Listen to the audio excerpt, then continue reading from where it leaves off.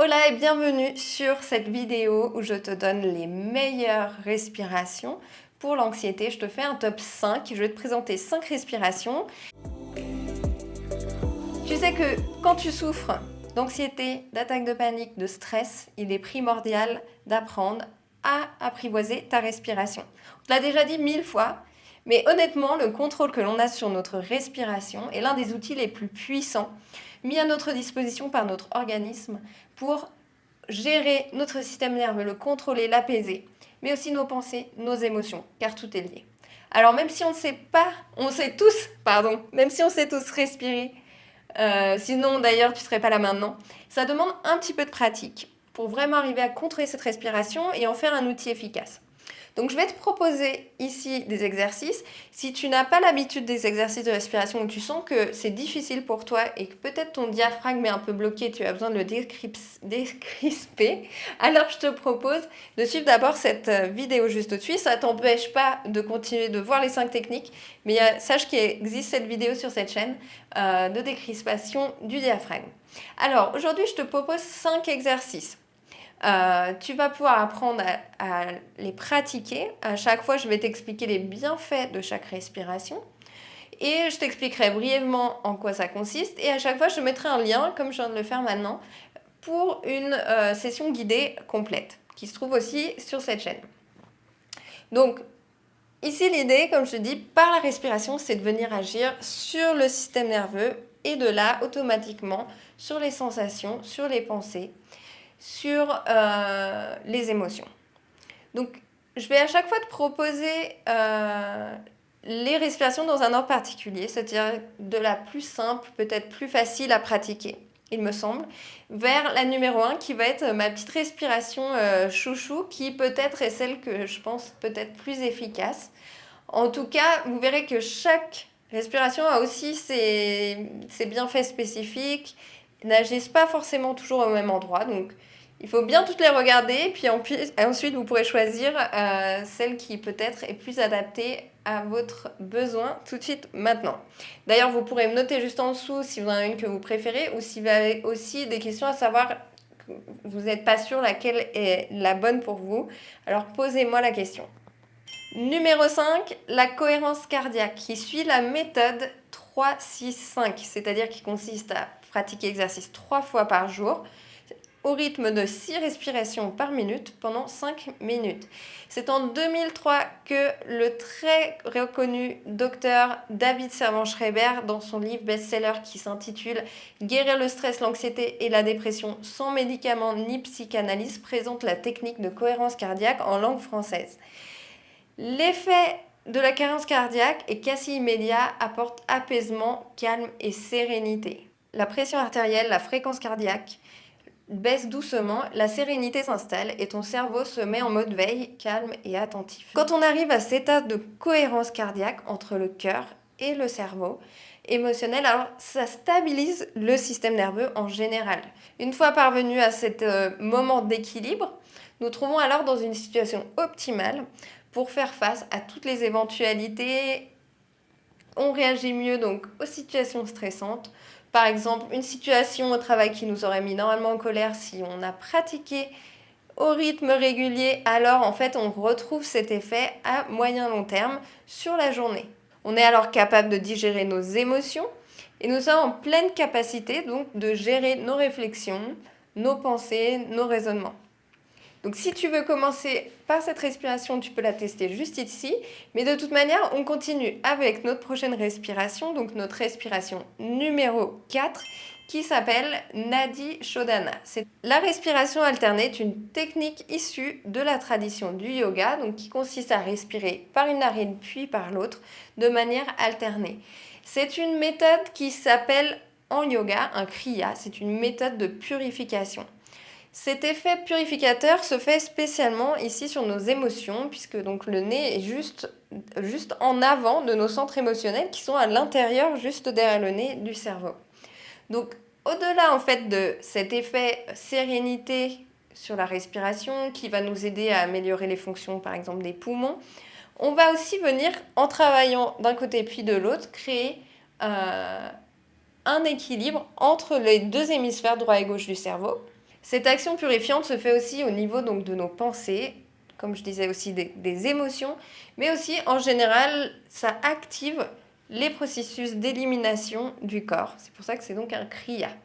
Donc si tu veux tester et pratiquer cette respiration tout de suite, je t'invite à cliquer juste au-dessus sur le lien qui se présente. Respiration numéro 3, la respiration carrée. Pourquoi la respiration carrée? Carrée parce qu'il y a 4 côtés. Donc ça peut être à la fois un quadrilatère ou alors simplement un carré. Donc ça a 4 temps. 4 temps, inspire, retenu, expire, retenu. Donc suivant les possibilités, on va d'abord commencer par exemple d'inspirer sur 4, retenir sur 2 à plein, et expirer sur 4, retenir sur 2 à vide. Et on va continuer les différents cycles. Plus on devient à l'aise, plus on peut faire donc quelque chose de carré, par exemple inspire, retenu, expire, retenu sur 5 temps. Et on peut, plus on développe de contrôle, plus on commence un peu à s'amuser avec cette respiration. Les bienfaits de la respiration carrée donc, sont simples et profonds à la fois. Il va vraiment ici agir sur le diaphragme, notre muscle de la respiration, puisqu'on va venir contracter, retenir les tensions à chaque fois. Et donc, on va venir débloquer le diaphragme et permettre plus de fluidité en fait dans le mouvement. Et tout ça, ça va permettre de comme rééduquer notre appareil respiratoire, de lutter contre les troubles respiratoires et avoir aussi une action globale sur la sphère cardiaque. Et donc de là, une fois qu'on trouve ce calme, cette sérénité donc, dans notre système nerveux, là aussi, donc, tout s'apaise. Tu peux pratiquer tout de suite donc, en cliquant juste au-dessus sur le lien qui s'affiche. On va continuer tout de suite avec la prochaine respiration, mais je voudrais simplement prendre un instant pour te remercier d'être ici, de m'écouter. Ça me fait vraiment très plaisir. Et si tu veux soutenir mon travail, appuie simplement sur le petit pouce juste en dessous. Ça permet aussi de montrer cette vidéo à plus de personnes et en espérant donc pouvoir aider le plus de personnes possible dans leur chemin vers la libération de l'anxiété. N'hésite pas toujours à regarder aussi dans ma description les liens. Il y a toujours d'autres contenus gratuits que je propose, des petits cadeaux supplémentaires pour t'aider à avancer. On continue ensuite avec la respiration numéro 2, Kapalabhati, un exercice là aussi issu de la tradition du yoga qui est en fait un exercice d'hyperventilation. Ça nécessite déjà pour la pratique d'avoir un bon contrôle respiratoire, donc pratiquer par exemple la respiration carrée au préalable et ensuite pouvoir bien pratiquer cette hyperventilation. Ici, on va inverser en fait les cycles respiratoires. Normalement, on inspire activement et on expire, on relâche. Ici, c'est l'inverse. On va venir inspirer passivement et expirer activement. Donc quand on expire activement, en fait, on pousse l'air avec le ventre, on fait tout remonter et on va répéter en fait cette contraction et vous verrez qu'au fur et à mesure, vous allez inspirer automatiquement. C'est bien le but. Ici, on est sur un processus inverse de la respiration normale. Et cet exercice est particulièrement intéressant si vous souffrez d'attaques de panique. Pourquoi? Cet exercice, il faut le pratiquer en dehors des attaques de panique pour justement apprivoiser ce sentiment d'hyperventilation et de respiration courte. Et d'appréhender les symptômes que l'on peut avoir lors de l'attaque de panique et finalement se rendre compte qu'il ne se passe rien. On ne peut pas mourir d'une attaque de panique. Donc, puisqu'une attaque de panique a un début, une fin, et ça ne met aucun moment notre vie en danger, même si sur le moment, on a vraiment cette impression que oui, on va mourir. Donc, cette respiration est faite pour apprivoiser et connaître nos réactions, et non pas à pratiquer pendant l'attaque de panique. Au-delà de ça, l'inversion en fait, de la respiration va venir là aussi travailler le diaphragme, le décrisper, le mobiliser.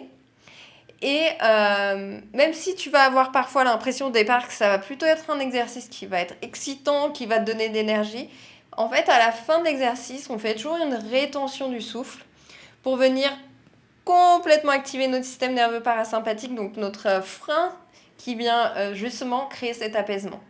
Donc pas de risque. D'ailleurs, si tu veux comprendre tout en détail, c'est juste ici. Je te laisse cliquer sur le lien pour que tu puisses bien comprendre comment ça fonctionne et le vivre par toi-même, l'expérimenter. Attention donc, on passe à la dernière respiration. Ma petite respiration, comme je vous disais, chouchou, la respiration 4-7-8. Une respiration extrêmement efficace pour permettre une relaxation complète du système nerveux et qui est particulièrement indiqué pour les ruminations du soir, les problèmes d'endormissement, les insomnies, l'anxiété plutôt nocturne. Bien sûr, vous pouvez pratiquer dans la journée, mais ça va vraiment vous apporter une relaxation qui va donner envie de dormir. Donc rapide et efficace, vraiment. Elle vous oblige à maintenir en fait cette attention portée 100% sur les différents cycles de respiration, puisqu'on inspire sur 4, on retient pendant 7 et on expire sur 8. Donc on va ensuite avoir cette expire très longue et cette retenue qui vont agir directement sur la chimie de notre cerveau et justement activer cette détente. Je voudrais juste vous rappeler que, comme tout exercice, la pratique des respirations, c'est pas non plus magique, dans le sens où si vous le faites une fois tous les 15 jours, ça va pas avoir d'effet sur vous. Le lien pour cet dernier exercice est juste en haut, ici. Pense à t'abonner, pense à liker, pense à commenter, donne-moi ton avis, quelle est ta respiration préférée. Tu as des questions, n'hésite pas non plus à les mettre juste en dessous, c'est avec grand plaisir que je réponds à chacun de vous. Quant à moi, je vous dis à très bientôt, namasté.